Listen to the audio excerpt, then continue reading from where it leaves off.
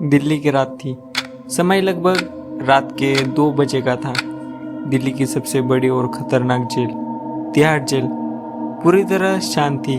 दिन में यहाँ हजारों कैदी रहते हैं, लेकिन रात में यहाँ जगह कुछ और ही बन जाती है। पुराने गार्ड कहते हैं, दिन में यह जगह इंसानों की है, लेकिन रात में यहाँ कुछ और ही घूमता है।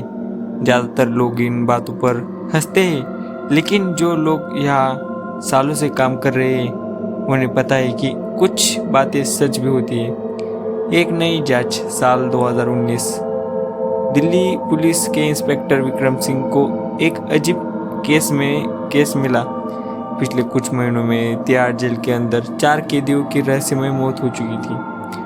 पोस्टमार्टम रिपोर्ट में लिखा था दिल का दौरा, लेकिन एक अजीब बात थी।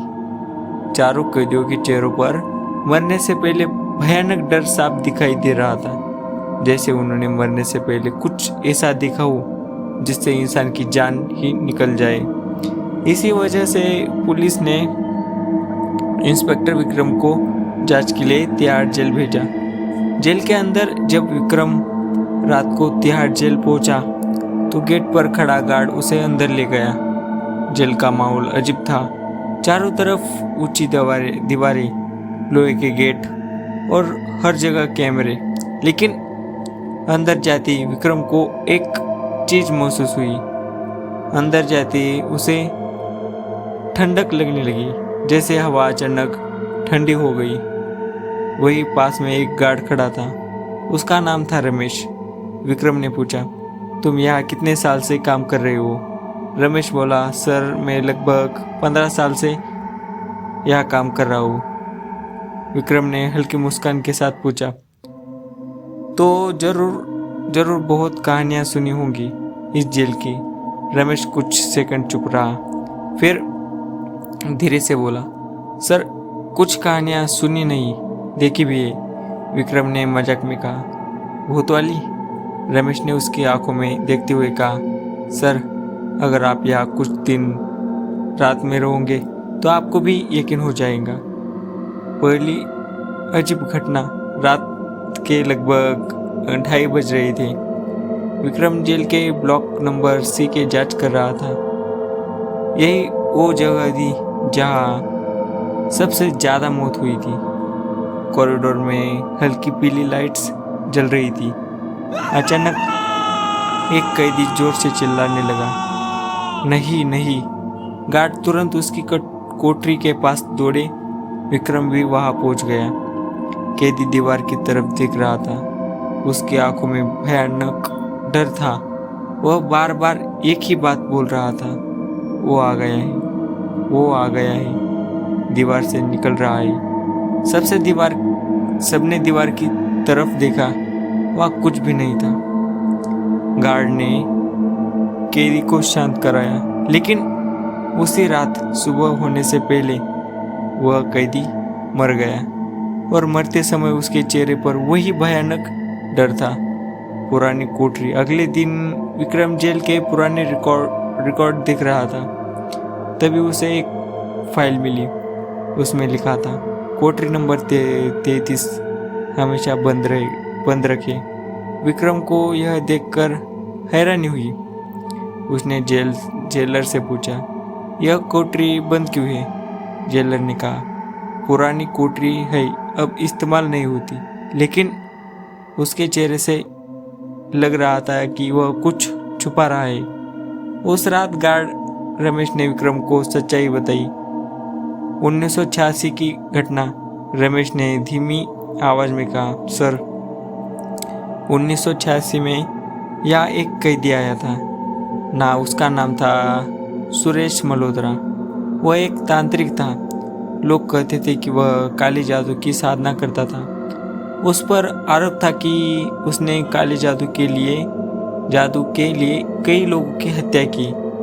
जब उसे पकड़ा गया तो उसे तिहाड़ जेल में लाया गया और उसे रखा गया, कोठरी नंबर 33 में। लेकिन जेल में आने के बाद अजीब घटनाएं होने लगी। रात को उसकी कोठरी से मंत्र पढ़ने की आवाज़ आती थी। गार्ड कहते थे कि वह दीवारों से बात करता था। एक दिन उसने जेलर से कहा, मैं यहाँ अकेला नहीं हूँ, यहाँ कुछ और भी है। सबने उसे पागल समझा, लेकिन कुछ दिनों बाद कुछ ऐसा हुआ जिसने सबको डरा दिया।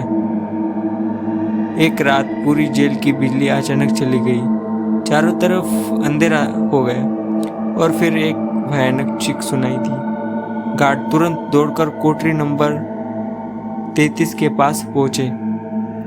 दरवाज़ा बंद था, ताला भी सही था, लेकिन जब दरवाज़ा खोला गया तो अंदर का दृश्य देखकर सबके होश उड़ गए। सुरेश मल्होत्रा दीवार पर चिपका हुआ था, जैसे किसी ने उसे ऊपर फेंक दिया हो। उसकी आंखें खुली थी और चेहरे पर एक डरावना मुस्कान थी।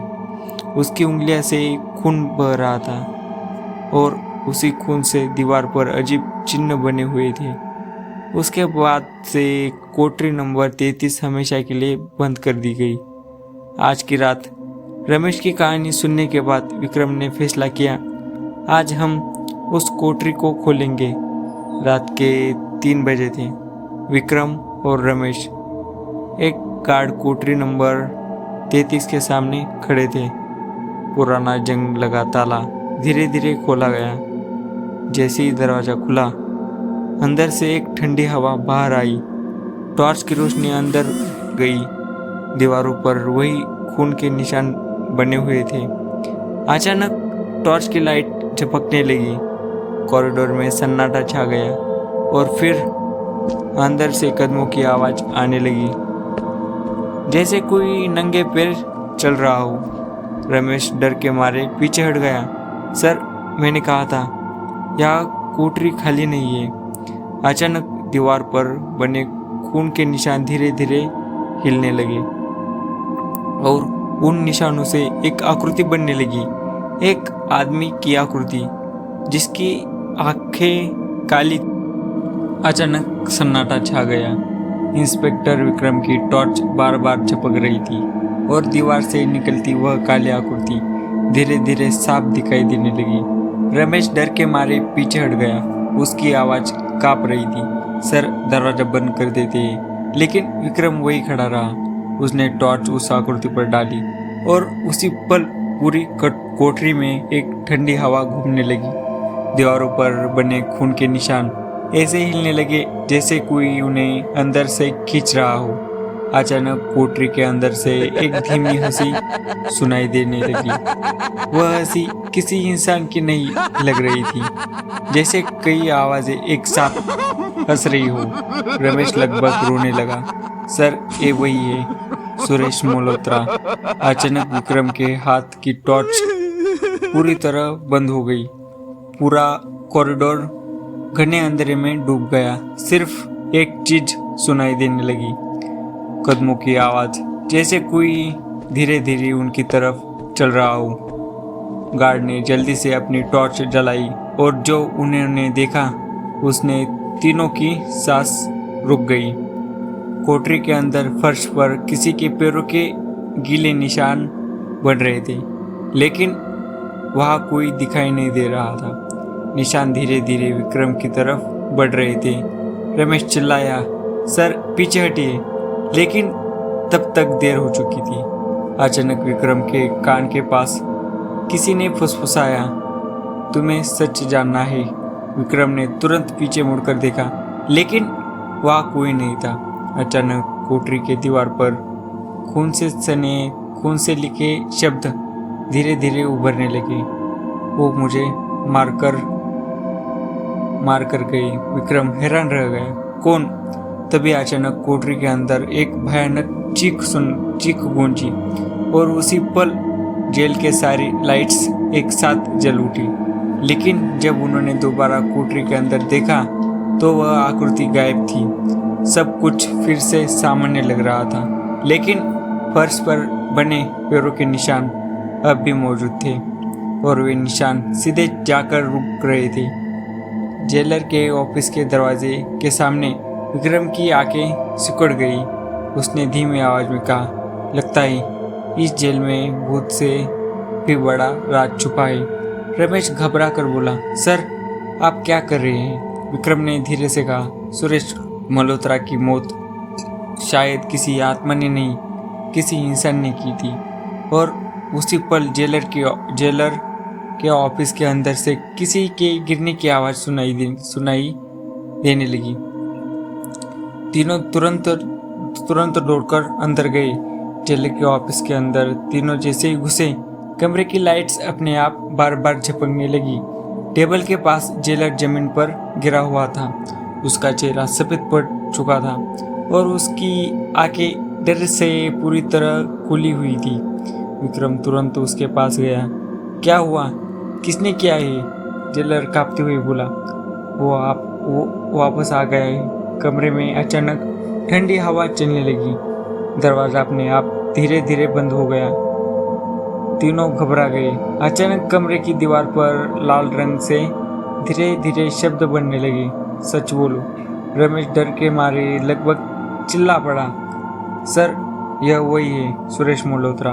विक्रम ने जेलर की कॉलर पकड़ ली। अब सब बताओ, 1986 में क्या हुआ था? जेलर की सांसें तेज हो गई और आखिरकार उसने वह राज बता दिया जो 33 साल के छुपा हुआ था। असली सच, 1986 में सुरेश मल्होत्रा को तिहाड़ जेल में लाया गया था। लेकिन वह सिर्फ एक कैदी नहीं था, उसे बहुत कुछ पता था। जेल के अंदर कुछ बड़े अधिकारी कैदियों से गैरकानूनी काम करवाते थे और सुरेश ने उनका राज पकड़ लिया था। उसने जेलर से कहा था कि अगर मुझे कुछ हुआ तो मेरी आत्मा इस जेल को कभी नहीं छोड़ेगी। जेलर और 2 गार्ड डर गए और एक रात उन्होंने मिलकर सुरेश मल्होत्रा की हत्या कर दी। उसकी मौत को रहस्यमय घटना बताकर छुपा दिया गया। लेकिन मरने से पहले सुरेश ने सच में काले जादू की साधना की थी और मरते समय उसने एक श्राप दे दिया, जो भी मेरा मौत का राज छुपाएगा मैं उसे कभी नहीं छोड़ूंगा। श्राप की शुरुआत, जेलर रोते हुए बोला। पिछले कुछ महीनों में जो कैदी मरे वो वही थे जिन्होंने उस रात हमारी मदद की थी। विक्रम और रमेश एक दूसरे को देखने लगे। तभी अचानक कमरे का पंखा तेज घूमने लगा। लाइट पूरी तरह बंद हो गई और कमरे में एक भयानक आवाज गूंजी। अब तुम्हारी बारी है। अचानक कमरे के बीचों बीच एक काली आकृति दिखाई दी। लंबे बाल, काली आंखें और चेहरा सुरेश मल्होत्रा का। जेलर जोर जोर से चिल्लाने लगा, मुझे माफ कर दो। लेकिन वह आकृति धीरे धीरे उसकी तरफ बढ़ने लगी। विक्रम और रमेश डर के मारे पीछे हट गए। अचानक कमरे के अंदर एक भयानक चीख गूंजी और अगले ही पल जेलर हवा में उठ गया, जैसे किसी ने उसे पकड़ लिया हो। वह दीवार से टकराकर नीचे गिर पड़ा। कुछ सेकंड बाद सब कुछ शांत हो गया। कमरे की लाइट फिर से जल गई, लेकिन जेलर मर चुका था। उसके चेहरे पर वही भयानक डर था जो बाकी कैदियों के चेहरे पर था। अगले दिन इंस्पेक्टर विक्रम ने पूरी रिपोर्ट लिखी। रिपोर्ट में लिखा था जेलर की मौत हार्ट अटैक से हुई, लेकिन असली सच्चाई सिर्फ 3 लोग जानते थे, विक्रम, रमेश और शायद कोठरी नंबर 33। उसके बाद तिहाड़ जेल की कोठरी नंबर 33 को हमेशा के लिए बंद कर दिया गया। लेकिन आज भी कुछ गार्ड कहते हैं रात के 3 बजे उस कोठरी के अंदर से मंत्र पढ़ने की आवाज़ आती है और कभी कभी दीवार पर खून से लिखा दिखाई देती है। मेरी साधना अभी भी अधूरी है। तो आपको ये कहानी कैसी लगी? तिहाड़ जेल के मेरे YouTube चैनल पर और भी 2 एपिसोड थे, वो आप जाकर देख सकते हैं। और ये कहानी आपको पसंद आई तो लाइक और चैनल को सब्सक्राइब भी कीजिए। तो मिलते हैं अगली कहानी में। तब तक के लिए शुक्रिया।